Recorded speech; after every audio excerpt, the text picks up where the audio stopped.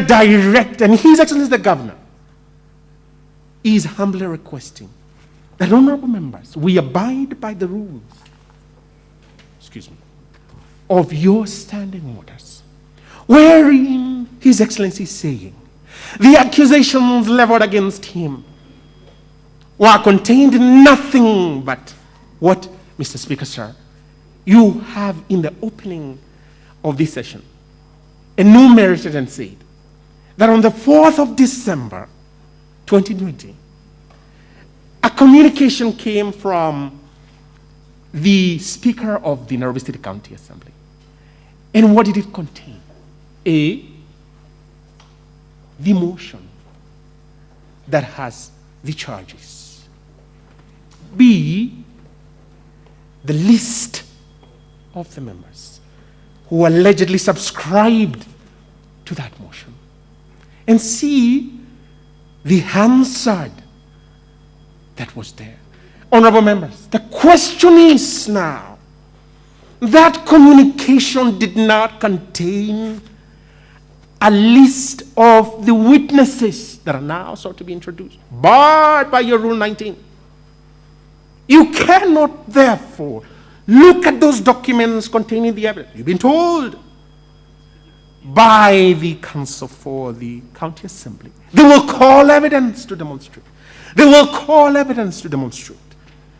Honorable members, I'm afraid, with tremendous respect, Mr. Speaker, sir, Rule 19 of Part 1 of the 5th schedule of your rules expressly forbids, which is the gist and the thrust of our preliminary objection. And you have heard it be told to you that His Excellency, the Governor, failed, refused, objected to assent to the Nairobi City County Appropriation Act of 2020. But they've omitted to inform me in their opening statement that that is a matter pending before court.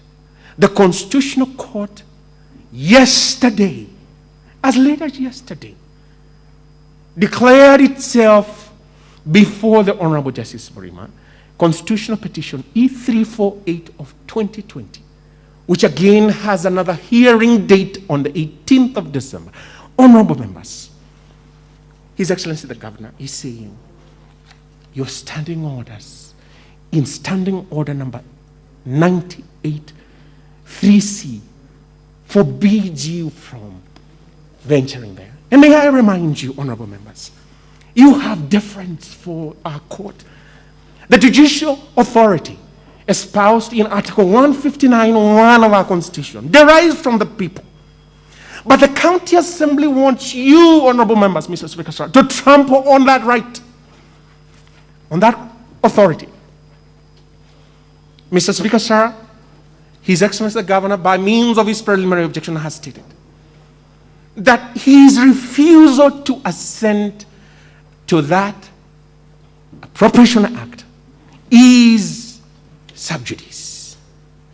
And he will demonstrate in his preliminary objection, which Mr. Speaker, sir, will urge and request you make a direction upon, so that then these honorable members, Mr. Speaker, sir, this honorable House, in deference to the judicial authority that is espoused in Article 159(2), is this honorable House defers that.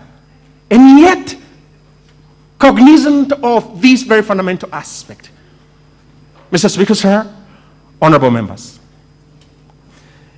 the County Assembly has affirmed that very position which His Excellency the Governor will demonstrate to you in their own that yellow volume. That should be volume 1. Are annexed the orders of the court showing that the proceeding is alive. And therefore, my honorable, lovely members of the Senate, His Excellency the Governor is saying there are pending proceedings implicated herein. Is it feasible for you, honorable members, Mr. Speaker, sir, to suspend and close your eyes and be and act blind with tremendous respect to the provisions of Standing Order number 98-3C. His Excellency the Governor will beg the floor on a preliminary nature. By virtue of Rule 13, he will move this Honorable House, Mr. Speaker, sir, to request and urge you to make a ruling on Rule 13. And Rule 13 of your standing rules in Part 1 of the 5th schedule permits you to grant half an hour for the adjudication of the preliminary objection. Honorable members, the issue will be now, if you are not satisfied, if you see no statement from the Speaker of the County Assembly that there was indeed compliance with the preliminaries of the purported impeachment. Unfortunately, with tremendous respect, honorable members, you have to down your tools. And this is expressed in Section 15 of the Impeachment Bill 2018. It has passed from you, although it is pending before the National Assembly, for persuasion. And then His Excellency will demonstrate, and he will show your honorable members, Mr. Speaker, sir, that an issue that is pending before the court that is alive freezes whatever actions that are therein contained. And the pending impeachment motion that was originally filed on the 20th of February 2020 by the named third witness, Honorable Peter Imotok, His Excellency the Governor will demonstrate, has never been withdrawn by operation of the standing orders of the Nairobi City County Assembly. Therefore, His Excellency the Governor is saying he has been subjected to an unfair process. That which violates Article 47(1) of our Constitution can never be validated retrospectively, introspectively, or otherwise howsoever. It cannot. It is dead on arrival. Honorable members of this House, let me rehash that on the 24th of September this year, that the High Court intervened in a very crucial aspect of the existence of this House in the life of your tenure.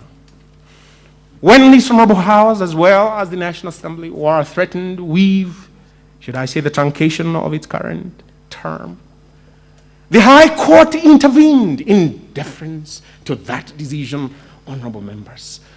We are gathered here before you, and honorable members, in 2013 as well. Mr. Speaker, sir, you did ask the Supreme Court to assert the authority of this House by judicial intervention, and it was indeed declared that this honorable House has that authority that cannot be whittled down, it cannot be otherwise compromised by any writ or any action or even judicial ingenuity. Honorable members, His Excellency the Governor therefore implores and urges you that as we delve into, you give him the opportunity in furtherance of Rule 13 to demonstrate to you that the issues of his alleged commission of national crimes purported in the accusation number 1I, that he is not able to address the same matter sub judice. The issue of the alleged non-funding of NMS, His Excellency the Governor is not able to address on you. He defers to your standing order number 98-3C because the High Court in petition E348 of 2020, Nairobi City County Government versus NMS, His Excellency, I'm sorry, Mr. Speaker, sir. His Lordship, Mr. Honorable Justice Mrima, has stayed the operations of that act, under which, honorable members, the NMS has been claiming funds. How is it then His Excellency can be accused of failing to release funds to the NMS? In all fairness, honorable members,